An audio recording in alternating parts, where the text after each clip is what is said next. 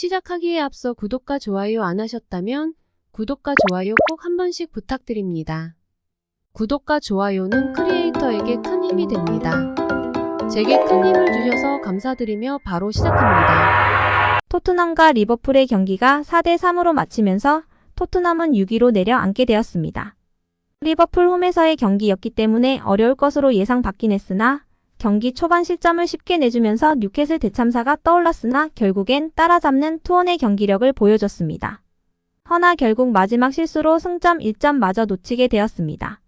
아쉬운 수비력에 토트넘 수비진에 대한 비난의 목소리가 커지고 있으나 골이 많이 터지면서 보는 재미는 있는 경기라 평가받았습니다. 또한 경기 후 지난 시즌 손흥민과 공동 득점왕을 수상한 살라의 인터뷰가 화제가 되고 있습니다. 자세한 소식 알아보겠습니다. 살라는 오늘 토트넘의 수비진을 지속적으로 괴롭혔고 결국 득점까지 성공했습니다. 그것도 전반 15분 만에 3골이나 터졌습니다. 순식간에 2골을 넣었고 이후 페널티킥을 만들어 살라가 마무리하며 전반 15분 만에 3대0까지 벌어졌습니다.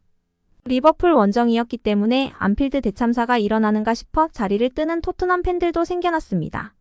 전반전 39분에나 손흥민의 슈팅이 골대를 맞추는 등 위협적인 역습 장면을 만들기 시작했고 결국 만에 골을 넣어 전반은 3대1로 마쳤습니다. 이후에도 토트넘이 리버풀의 골문을 두드렸으나 열리지 않다가 후반 33분에 손흥민이 라인 브레이킹으로 리버풀 수비진을 뚫고 멋지게 골키퍼와 1대1 찬스를 만든 후 골을 성공시키며 3대2로 따라붙었습니다. 곧 바로 손흥민의 프리킥이 히샬리송의 머리에 맞히면서 동점골을 넣었습니다. 기쁨도 잠시 바로 모우라의 실책으로 결국 4대3으로 패배하고 만 토트넘입니다. 토트넘 수비진과 걷어내기 옵션이 많았는데 실수를 한 모우라에 대한 비판이 높은 와중에 살라의 인터뷰가 화제가 되고 있습니다. 우리는 토트넘이 역습 위주의 공격을 펼칠 것을 알고 있었고 충분히 대비하는 훈련을 많이 진행하였다. 그리고 양측 풀백의 공간을 활용한 반대 전환 훈련을 열심히 했다. 결국 우리는 이러한 훈련 결과를 바탕으로 이른 시간골을 만들어냈다. 우리 선수들이 자랑스러웠다. 그러나 토트넘은 소니 중심으로 끈질기게 우리를 괴롭혔다고 생각한다. 소니와 케인은 포기하지 않고 계속해서 세도를 하였고 결국 실점하게 되었다. 한 번의 패스로 소니나 케인이 골키퍼와 1대1 찬스를 만들 수 있기 때문에 이에 대비해서 훈련했는데 소니의 움직임이 정말 좋았다고 생각한다. 패스를 한 로메로도 좋았다. 그의 움직임과 결정력은 현재 최고 수준이라고 생각한다. 이미 이전부터 최고였으나 이번 시즌은 그에게 운이 좀 없었다고 생각한다. 그래도 오늘 귀중한 승점 3점을 따낸 것에 만족한다. 우리는 더욱 순위를 끌어올려야 한다. 홈팬들에게 승리를 선사할 수 있어 기뻤다. 라고 발언하여 인터뷰를 마쳤습니다.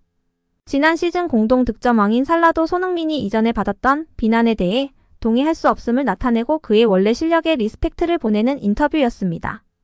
소니와 살라는 지난 시즌에도 선의 경쟁을 하며 서로를 칭찬하고 격려해줬던 것으로 화제가 되기도 했습니다. 이번 경기에서도 좋은 경기력을 보인 손흥민 선수에 대한 존중을 표현하는 살라였는데요. 리버풀이 대승 이후 대패를 하는 등 불안정한 모습을 보이며 중위권까지 순위가 떨어졌다가 다시금 올라오는 모양새입니다. 이제는 토트넘의 순위 하락을 걱정해야 하는 상황인데요. 살라가 이야기했던 것처럼 손흥민은 리버풀을 상대로 맹활약을 펼쳤고 메이슨 감독 대행도 손흥민을 최전방에 배치하며 골에만 집중할 수 있도록 최대한 지원하는 모습이었습니다. 이에 보란듯이 골 폭격으로 보답하고 있습니다.